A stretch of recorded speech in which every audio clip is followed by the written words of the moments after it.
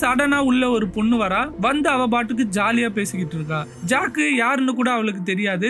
அப்ப அவன் யார் நீன்னு கேக்குறான். அந்த குரலை கேட்ட உடனே மேரி கன்ஃபியூஸ் ஆறா. அப்ப அந்த பொண்ணுக்கு கண்ணு தெரியாதுன்னு இவன் புரிஞ்சுக்கிறான். ஆக்சுவலி இதுக்கு முன்னாடி ஒர்க் பண்ணிட்டு இருந்த சீனியரை பார்க்க தான் அவ வந்திருப்பா. நான் எப்பவுமே அவரை பார்க்க வருவேன், நாங்க 2 பேரும் ஒன்னா சேர்ந்து டிவி பார்ப்போம் அப்படின்னு சொல்றா. உடனே ஜாக் வந்து அவரு ரிட்டையர் ஆயிட்டாரு, நான் புதுசா இங்க ஜாயின் பண்ணிருக்கேன் அப்படின்னு சொல்றான். அந்த பொண்ணு சாரின்னு கேட்டு வெளில போயிடுறா. வெளியே செம மழை பெஞ்சிட்டு இருக்கு. சோ ஒரு வெயிட் பண்ணிட்டு இருக்கா மழை நிக்க. அந்த டைம் அப்போ ஜாக் வந்து சரி வா உள்ள வந்து டிவி பாரு மழை நிக்கிற வரைக்கும் அப்படின்னு கூப்பிடுறான். இவளும் உள்ள போய் டிவி முன்னாடி உட்கார்றா. ஜாக் சைலண்டா அவளையே நோட் பண்ணிக்கிட்டு இருக்கான். இவன் ரொம்ப டல்லா சேடா இருக்கான். ஆனா அந்த பொண்ணு சந்தோஷமா ஹாப்பியா இருக்கா. அவளால பார்க்க முடியலனாலும் டிவில ப்ரோக்ராம இன்ட்ரெஸ்டிங்கா கவனிச்சிட்டு இருக்கா.